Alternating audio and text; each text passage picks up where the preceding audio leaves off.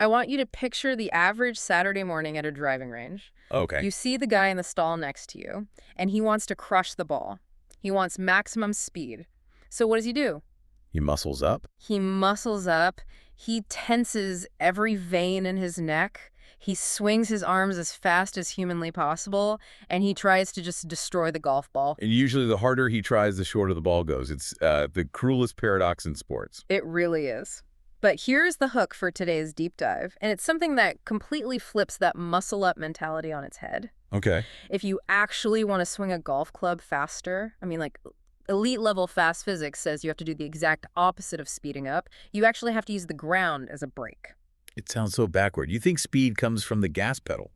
But in rotational sports, braking is actually the hidden accelerator. It is. Without a brake, you just can't transfer energy. That concept keeps breaking my brain. We tend to think of the ground as just this, passive platform we stand on, like a stage for the performance. But the source material we're covering today argues that the ground is actually the true engine of the swing.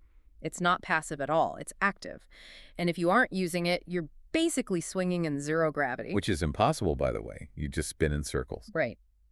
To understand this engine, we are doing a deep dive into a text that is, frankly, a bit of a technical Bible. It's called From the Ground Up: How Proper Force Sequencing and Timing Create Power, Stability, and Consistency by Hendrik Jentsch from Golf Academy 360 Degrees. I read through this, and Technical Bible is a fair description. It's a masterclass on ground reaction force, or GRF. But unlike some physics textbooks, Jentsch is really trying to bridge the gap between, lab coat science and what you actually feel on the tee box. And that's the key. GRF isn't just an acronym. It's the invisible stuff that happens before the club even moves. So let's get into the weeds here. When Jentsch talks about ground reaction force, he uses this metaphor of a conversation, which I like because usually my relationship with the ground is more of a shouting match. What does he mean by a conversation? It goes back to Newton's third law. For every action, there's an equal and opposite reaction. But think about it practically. When you walk on sand, it's hard to move fast. Right, because the sand just gives way. You push and it absorbs all the energy. Exactly. But on firm turf, when you push down and out, the ground pushes back with the exact same force in the opposite direction. That pushback is the ground reaction force. Jentsch is saying that elite golfers are having a very intense, very efficient conversation with the ground. They push into it in very specific directions, and the ground pushes back to rotate their body and launch the club. So if you're just spinning your hips, which is what we're all told to do, you're essentially trying to move without that pushback. That's the first big myth this text just busts. Think about the classic lesson. Turn your hips, clear the belt buckle. We obsess over rotation. It's the #1 tip on YouTube. You gotta rotate more. But Jentsch is adamant. Rotation is a result. It is not the driver. Okay. You physically cannot just turn in a vacuum. I mean, try sitting in a smooth office chair with your feet off the ground and spinning yourself. You can't do it. You can't. You need to push against something. You just flail. So the swing begins with loading and applying linear force pushing into the floor. And if you organize that push correctly, the body converts it into rotation. Precisely. The ground acts as the amplifier. If you disconnect from the ground and just try to spin your body, you're what he calls the arm waver. The arm waver. Yeah, you're using your small muscles to move the club. The amplifier uses the massive force of the earth to move the club. I definitely fall into the arm waver category when I get tired. I just start chopping at it. But let's say I want to become an amplifier. The text outlines a very specific hierarchy for this. And it's not just push harder. No, the order is non-negotiable. Jentsch lays out a strict coaching framework. Sequence first, then timing, then magnitude. Sequence, timing, magnitude. I feel like most amateurs, myself included, we skip straight to the magnitude. We just want to hit it hard. It's human nature. We see the ball. We want to smash the ball. Yeah. But Jentsch warns that if you add power, the magnitude, before you have the sequence right, you are just chasing symptoms. Right. You might hit one good shot, but you're likely just reinforcing a bad habit. Okay, so let's build the house correctly. Let's talk about sequence. What is the useful order of forces in a golf swing? Because I think I try to do everything at once. Most people do. But the text describes a flow of energy that, it matches how the human body naturally creates speed. The ideal sequence is lateral, then rotational, then vertical. Lateral, rotational, vertical. Let's break that down because I can hear people listening saying, wait, I thought I wasn't supposed to slide. And that's a fair question. There's a Yeah. difference between a slide and a shift. Yeah. Lateral force is the first domino. You have to shift pressure into your lead side moving towards the target to create a platform. You can't throw a punch off your back foot, and you can't swing a club effectively off it either. So step one is load the front side, then comes rotational. Once you've started that shift, you use the ground to create torque. The twist, that's the rotational force. Okay. And finally, once you're turning, you use the ground to launch. That's the vertical force. The jump. Shift, twist, launch. Ideally, yes. Yeah. The problem is, when this gets scrambled, imagine a golfer who has a massive vertical spike. They're basically jumping up in the air before they've even shifted laterally. This is the guy who early extends, right? He humps the ball. That's the common term for it, yes. His hips shoot toward the ball, and he stands up because he triggered the vertical force way too early in the sequence. He skipped step 1 and 2. And the result is usually a block or a flip hook because he has no room left. He's stuck. He has to manipulate the club with his hands to save it. Jensch calls this a compensatory swing. Ah. You might save it with great hand-eye coordination, but it's stressful, and it's not repeatable under pressure. That explains why I can shoot 80 one day and 95 the next. If my timing is slightly off, the whole house of cards collapses because the sequence is just wrong. You rely on luck rather than physics. So we established the sequence. Lateral, rotational, vertical. Now we get to the second tier. Timing. And this section of the text, it actually hurt my feelings a little bit.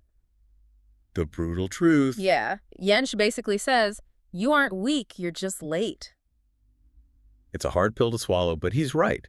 We look at pro golfers and think they must have some kind of superhuman strength. But Jensch points out that many amateurs generate plenty of force. They just apply it at the completely wrong moment. He uses this car analogy that really clicked for me. He talks about driving a race car around a corner. Right. Imagine you're in a Formula One car hitting a tight turn.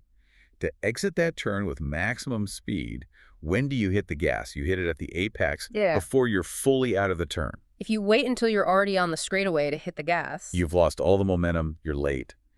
In the golf swing, impact is the straightaway. But most amateurs wait until they are right at the ball to really push with their legs. that's the illusion of effort he talks about. I feel like I'm working so hard at impact. I'm grunting, I'm straining. But physically, the ball's already gone. You're pressing the accelerator in the parking lot. Huh. Jensch explains that high-level players, they complete their major ground force events, the big pushes, significantly before impact. They do the work early to create a window for the club to just whip through. So the pros are doing the heavy lifting at the top of the downswing, effectively, so they can coast, or at least brace through impact. Brace is the perfect word. And that leads us to the most critical concept for anyone trying to actually apply this, the anchor moment. This sounded like a Marvel movie title, The Anchor Moment. But it's really about that lead leg, right? It is, and this loops right back to your intro about the brakes. The lead side, your front leg, is the braking system. Why do we need a brake? I mean, why not just keep spinning toward the target? Because of the club. We forget that the club head has mass. When you swing it at 100 miles per hour, the centrifugal force is massive. It is trying to pull you away from the ball and down the fairway. I've felt that. If I swing really hard, I feel like I'm going to fall over forward. That's the club bullying you. If you don't fight back, you get dragged out of your posture. The anchor moment is the body saying, oh, no, you don't.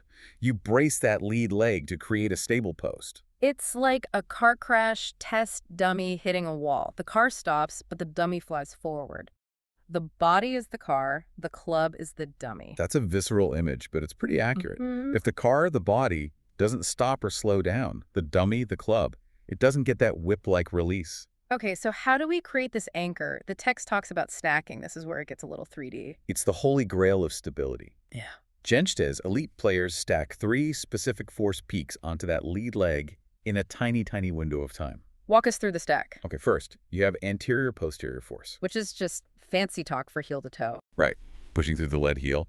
Second is lateral force, so resisting the slide. And third is vertical force posting up. So heel, brake, jump, all at once. Almost simultaneously.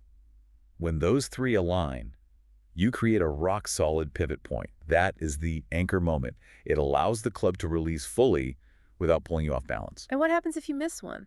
What if I'm really good at the heel push? I spin my hips fast, but I forget the lateral brake. Jensch calls that the danger pattern, or the one-mechanism golfer. And we see this a lot. The player spins open aggressively, they look athletic, they look like they're swinging fast. But the ball is slicing into the woods. Exactly. Because they didn't have the lateral break, they spun out. Their center of gravity moved, the club path got messed up, and usually the face just stays open. They're the canoe trying to fire a cannon. And the anchor moment turns you into the concrete bunker. Precisely. You need the stability to handle the speed. This ties into another visual from the book that I think is really helpful for understanding torque, the bottle cap model. Yes. This is a great way to visualize how your feet need to work together. Because I think people here use the ground and they just think jump, but torque is a twist. Right. Imagine a jar of pickles with a really stuck lid. If you grab it and just push your hand to the right, does it open? No, the whole jar just slides across the table. To open it, you need a force couple. Your thumb pushes one way and your fingers pull the other way. That opposing force is what creates torque. And our feet are the thumb and fingers. Yes. To create maximum rotation speed, you can't just push off the trail foot. You need the lead foot pushing in the opposite direction. One pushes forward, one pushes back. That scissoring action is what snaps the hips open. But there's a catch in the text. He mentions a winner. There is. There's always a safety rule. While both feet contribute, the lead side must ultimately become the winner. Meaning it has to take more of the load? It has to be the dominant stable point. If the trail foot keeps pushing too hard for too long, it shoves your hips toward the ball. And that's another recipe for early extension. Humping the ball. You run out of room, the lead side has to catch you and stabilize you. I like that. It's a tug of war, but the lead leg has to win it at the end. Or you lose your structure. Okay, I want to move to the advanced layer. We've covered sequence, timing, and magnitude. But Jensch throws a curveball with a fourth term, impulse. This is where we separate the good golfers from the absolute elite ball strikers. I hated physics class, so help me out. What is the difference between magnitude and impulse? Magnitude is just peak force. How hard did you kick the ground at the absolute max? Impulse is force over time. It's the duration of the push. So a punch versus a shove. That's a really good analogy. A punch is high magnitude, very short duration. A heavy shove is force sustained over time. I see. Jensch argues that elite swings are more like a violent shove than a quick jab. Why does that matter? I mean, wouldn't a quick spike of power be a good thing? Not necessarily.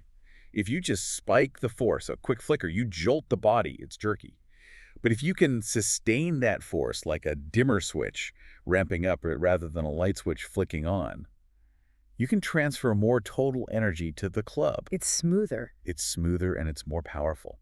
He calls the elite players terrifying because they can hold these high force levels for a longer duration. That's impulse. I imagine this is also safer. Spiking massive force in a millisecond sounds like a great way to blow out a knee. It definitely increases the risk. A sustained load is generally better for the body than a violent shock. Now, a lot of this data comes from force plates, those mats you stand on that measure how you push. I've seen these at teaching centers. And it's very tempting to look at the graph and say, aha, I need more vertical force. It is the trap of technology. And Jensch gives a massive warning here.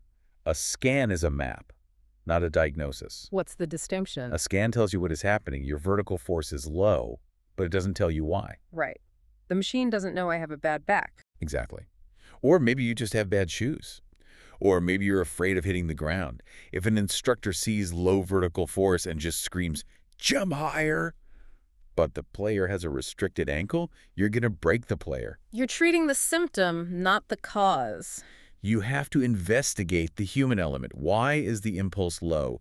Is it physical? Is it conceptual? You can't just coach to the graph. There's one last concept from the text that I found kind of haunting. Force alignment.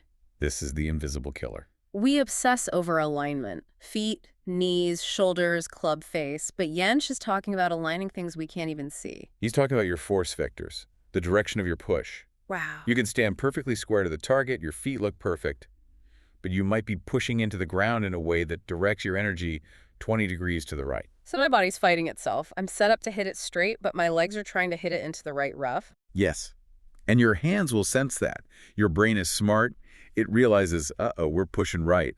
So what does it do? It flips the hands over to try and pull the ball back left. And now I'm hitting a duck hook, and I have no idea why because my feet are perfectly square. Exactly.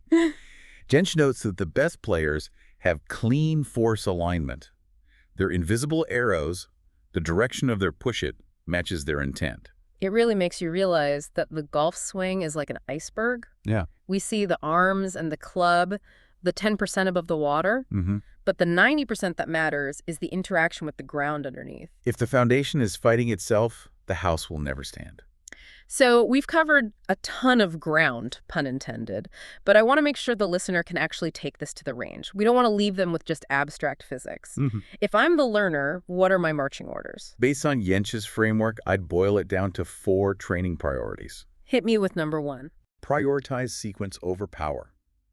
Stop trying to kill the ball. Focus on the flow. Lateral shift, then rotate, then launch. If you feel like you're jumping before you've shifted, stop and reset. Shift, twist, launch. Got it. Number 2. Move the timing window. You are probably late. Try to feel like you are finishing your leg work before you hit the ball. It will feel weirdly early, like you're pushing while the club is still behind you. That's the gas out of the corner feel. Exactly. Number 3, build the anchor.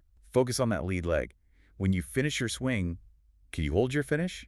Or are you falling all over the place? If you can't hold the finish, you didn't anchor. That's a great litmus test. If you stumble, you failed the anchor. And number 4. Think shove, not kick. That's the impulse concept. Don't be jerky. Try to apply smooth, sustained pressure into the ground. Be the dimmer switch, not the strobe light. I love that. It makes the swing feel more athletic and less frantic. It connects you to the ground rather than just bouncing off it. This has been a revelation. I'm going to go to the range and probably look very strange trying to open pickle jars with my feet, but I think it's going to help. Just remember, it's a conversation. Right. Listen to the ground. Don't just shout at it. And for everyone listening, here is a final thought to chew on. Next time you're over the ball, ask yourself, are you fighting your own swing? We spend so much time battling the course, the wind, the hazards. But if your invisible forces, those pushes we talked about, are pointing in a different direction than your target, you are in a wrestling match with yourself. And you will lose. Efficiency over effort. Always. Thanks for diving deep with us. Go have a better conversation with the ground, and we'll see you on the next one.